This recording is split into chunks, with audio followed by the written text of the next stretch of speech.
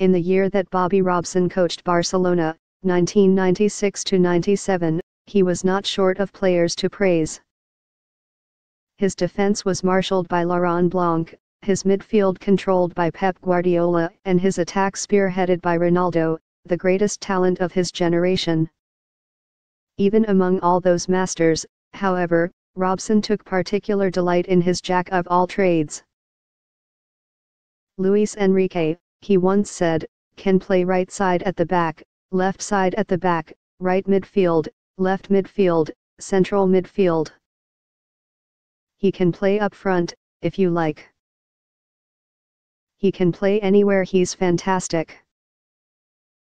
In Robson's eyes, Enrique was 6 players in one, and it gave him particular pleasure to point out the circumstances of his arrival. I got him for free, Robson would say, leaving a beat for the payoff, from Real Madrid. Few teams ever had a player of Enrique's versatility, of course. Fewer still had a player who performed so many roles with such poise. Ricardo Gallego, a teammate of Enrique's at Real Madrid, said he was an example, because no matter where he plays, he is at his best. Almost every team, though, saw the value of a player like that, a squad member capable of adapting to any and every position. They had their own place in soccer's lexicon, the prosaic utility player in English, and the more poetic tutto fare, does everything, in Italian, or todoterreno, all-terrain, in Spanish. At Alex Ferguson's Manchester United, the likes of Phil Neville, Park Ji-sung and John O'Shea filled the role of utility players. Ferguson deemed the latter to be of such importance in the club's 2008-09 season that at one point he anointed him a contender for Player of the Year in England. The great Liverpool side of the late 1980s boasted Steve Nicol. The Ajax team that swept through Europe in the 1990s could call on Ronald de Boer. To a manager, versatility was an asset, to a player, it was an advantage.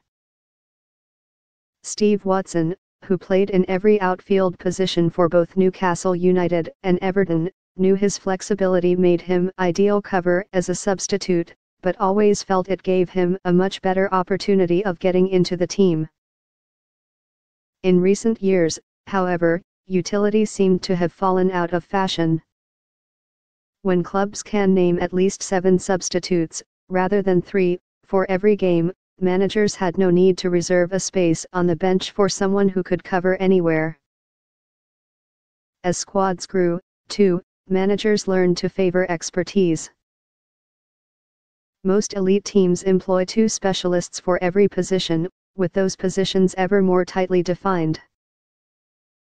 Few would expect an attacking midfielder to slot into a holding role, much less play at fullback.